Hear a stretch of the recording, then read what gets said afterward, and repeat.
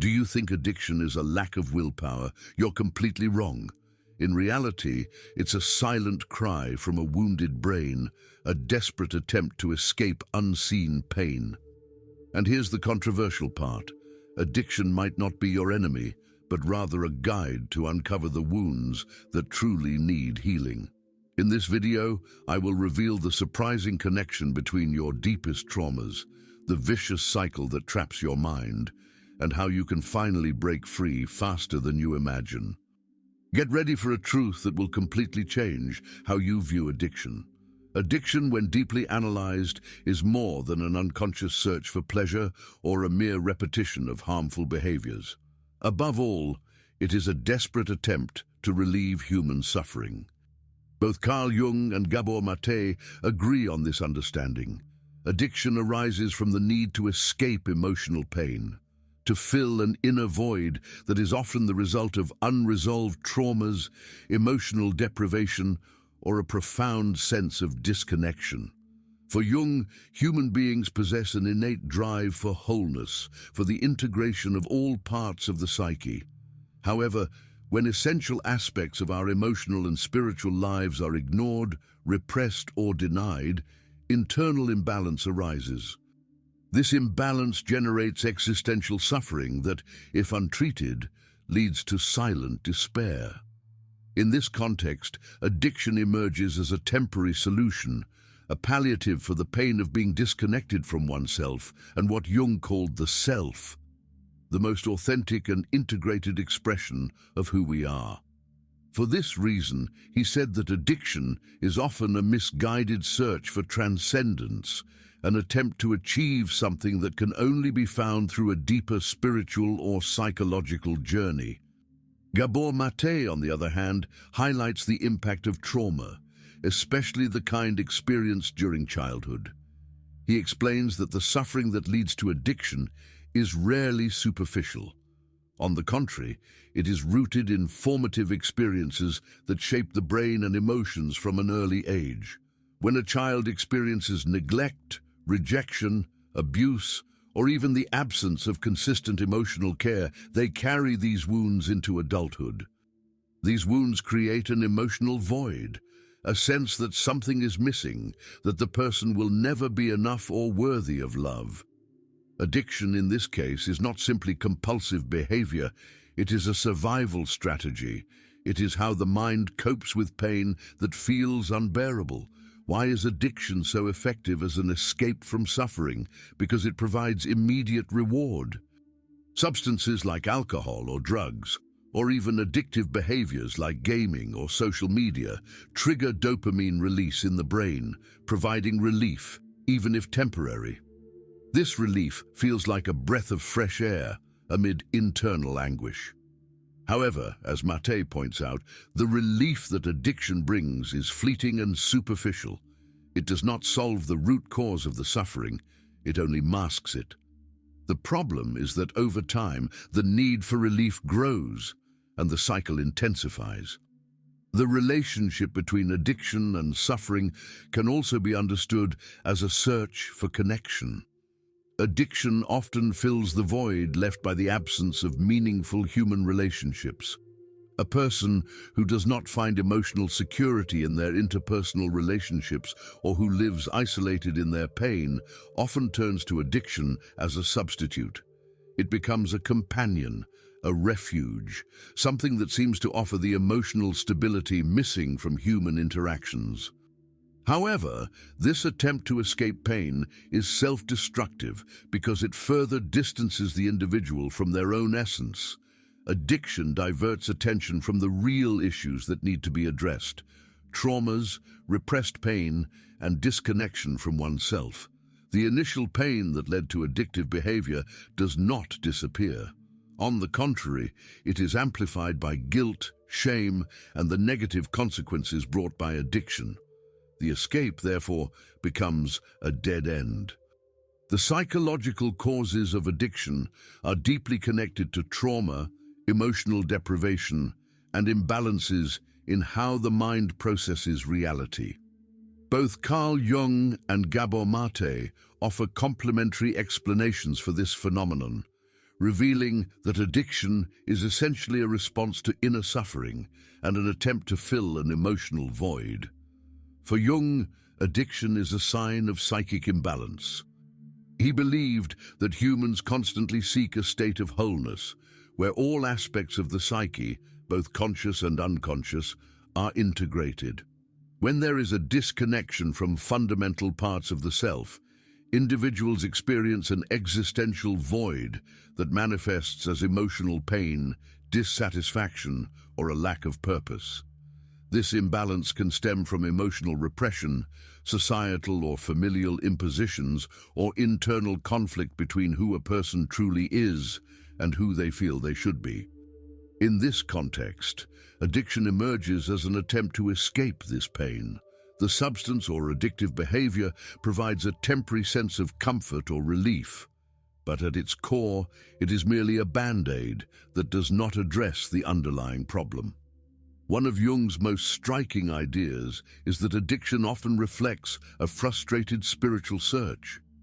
He observed that many people who become dependent on substances or compulsive behaviors are, in reality, trying to fulfill a deeper need for transcendence, connection, and meaning. The void they feel is not merely emotional, but also spiritual. The lack of purpose or a connection to something greater drives them to seek, through addiction, a misguided way to satisfy this need. Gabor Mate, on the other hand, approaches addiction from the perspective of trauma.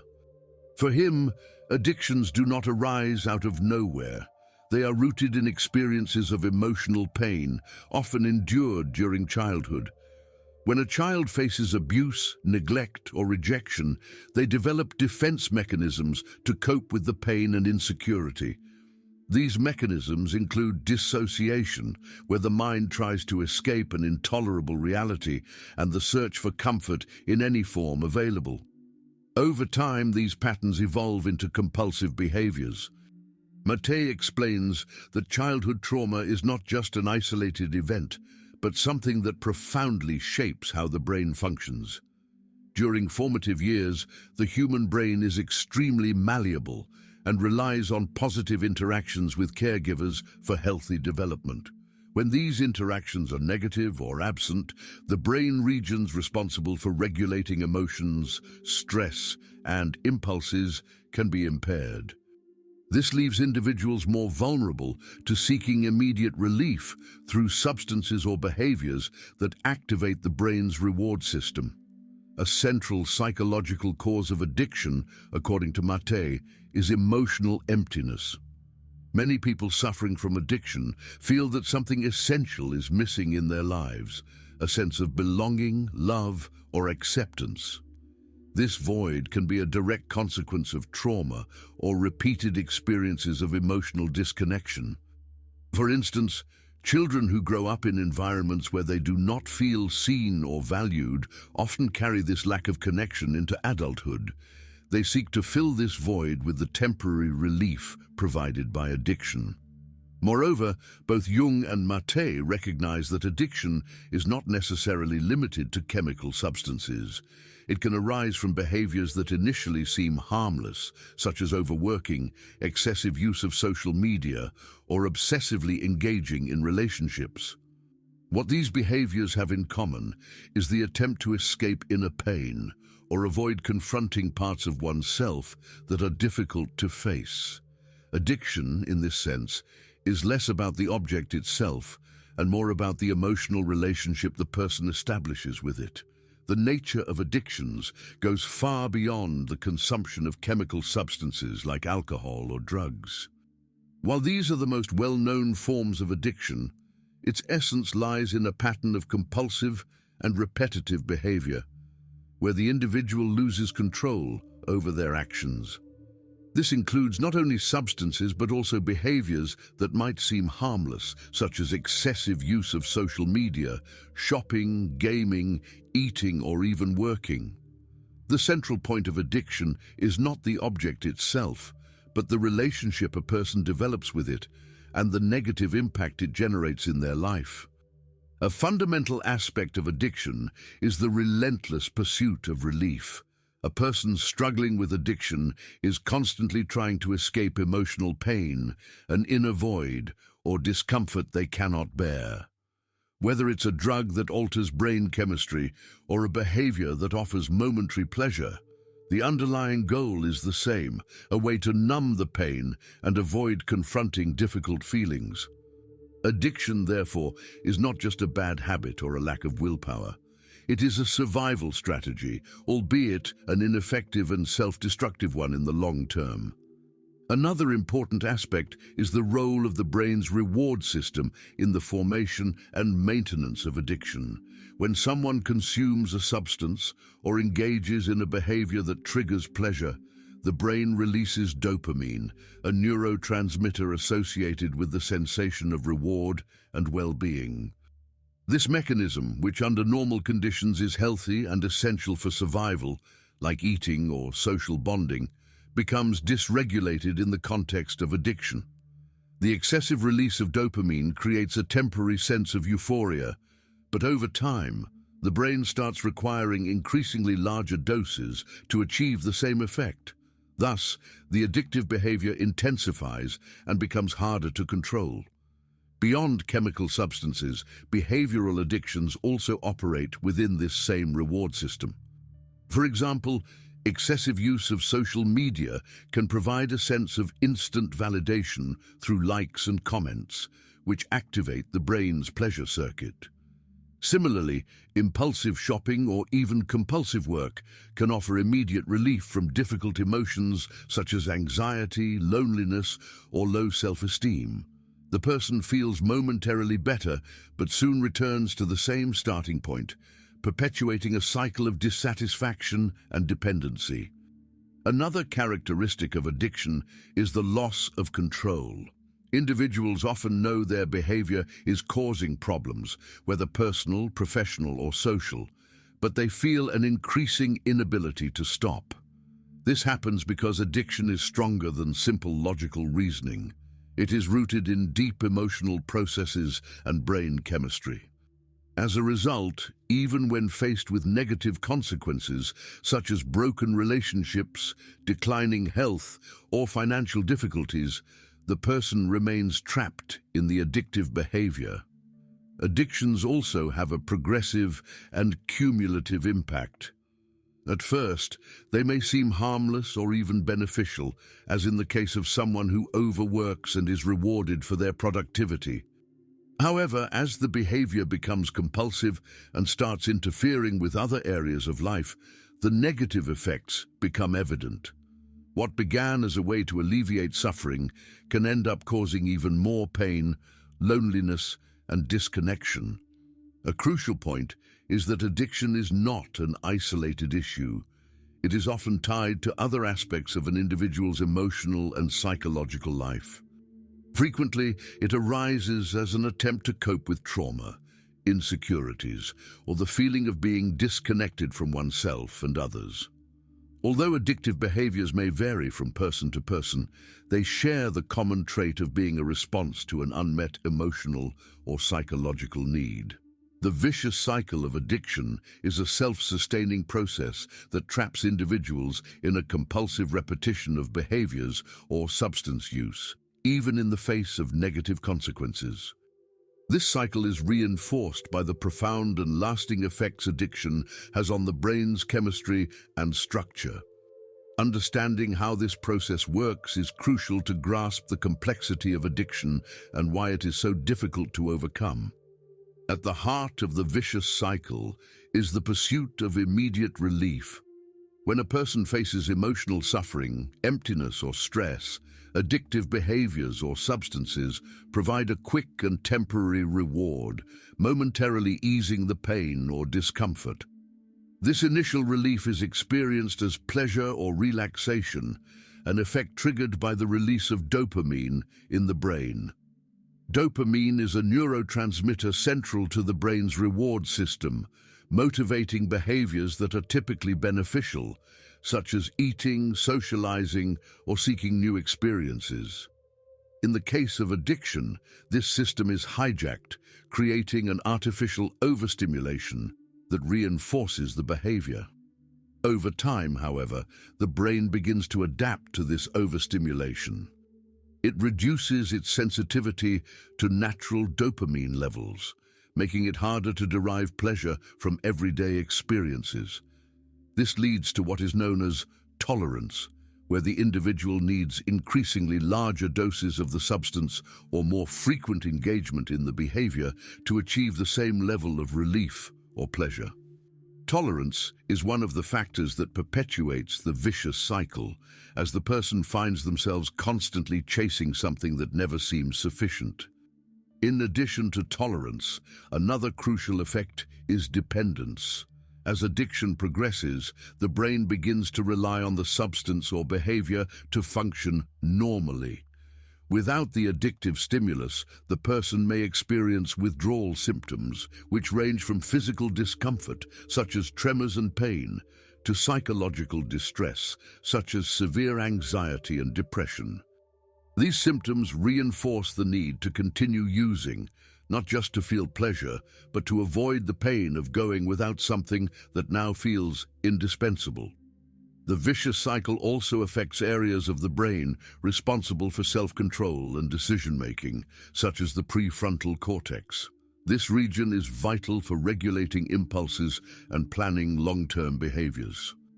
However, addiction weakens the functioning of the prefrontal cortex, making it harder to resist impulses or evaluate the consequences of actions.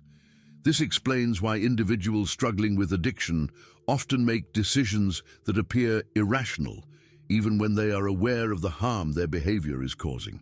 Another brain region deeply involved in the vicious cycle is the amygdala, which is associated with processing emotions, particularly fear and stress. In addicted individuals, the amygdala becomes hyperactive, heightening the perception of threat or emotional discomfort. This causes the brain to perceive the addictive behavior as a survival necessity, making it even harder to resist the urge. The outcome of this process is a closed loop. Addiction provides immediate relief, but in the long run, intensifies physical and emotional suffering. The individual repeatedly turns to the substance or behavior to escape this suffering, but each time they do, they deepen the cycle, further altering the brain and making recovery even more challenging. The path to healing from addiction is complex but profoundly transformative. It goes beyond merely giving up the substance or compulsive behavior. It involves an inner journey of self-discovery, reconnection with the self, and integration of repressed or neglected aspects of the psyche. Carl Jung referred to this journey as individuation, an essential process for achieving wholeness and true emotional freedom. For Jung and other thinkers like Gabor Mate, overcoming addiction is an act of both psychological and spiritual reconstruction. Healing begins with awareness. The individual must recognize that addiction is not just a destructive habit, but a symptom of deeper wounds. This requires courage to look beyond the surface effects of addiction and explore its emotional and psychological roots. Often, these roots are tied to trauma, unresolved pain, or a lack of meaning in life. Gabor Mate emphasizes that healing is impossible without acknowledging the pain that addiction seeks to mask. The person must face this pain, not to be consumed by it, but to understand and transform it. In the process of individuation, Jung suggests that individuals integrate all aspects of their psyche, both conscious and unconscious. This includes confronting the shadow, which represents the parts of ourselves we reject or repress because they are painful or socially unacceptable. Addiction is often a manifestation of this shadow, an attempt to fill emotional or spiritual voids that have been ignored. When individuals confront these repressed parts, they begin to reclaim their authenticity, breaking the cycle of internal disconnection that fuels addiction. Reconnection with the self is another crucial element of healing. For Jung, the self is the truest essence of who we are, beyond the ego and social facades. Addiction often stems from a disconnection with this inner core. Recovery, therefore, involves restoring this connection through practices that encourage introspection and balance, such as meditation, therapy, and creative work. In this process, individuals begin to find a greater sense of purpose in life, something that replaces the desperate need to seek relief through addiction. However, the journey to healing cannot be undertaken alone. Both Jung and Gabor highlight the importance of human connections in this process. Addiction is often fueled by loneliness and emotional disconnection, and the path to recovery requires an environment of genuine and compassionate support. Authentic relationships help individuals feel a sense of belonging and safety, providing a space to express vulnerabilities without fear of judgment. This support, whether from family, friends, or professionals, is essential for building emotional strength and restoring self-esteem. Another key aspect of healing is the restructuring of the brain, made possible by neuroplasticity. Despite the damage caused by addiction, the brain has the ability to reorganize and form new connections. This requires consistent and repeated practice of healthy new behaviors, such as physical exercise, a balanced diet, and the development of emotional regulation skills. Over time, these changes reprogram the brain's reward system and help individuals experience pleasure and satisfaction without relying on compulsive external stimuli. The healing journey is also spiritual, even for those who do not follow formal religion. Jung believed that addiction was often a misguided search for transcendence, an attempt to fill a spiritual void. In the process of individuation, individuals are invited to find meaning beyond the material and immediate, connecting with something greater than themselves, be it nature, art, a life purpose, or a spiritual dimension. This aspect of healing provides a sense of purpose that goes beyond the struggle against addiction, offering a solid foundation for building a full and balanced life.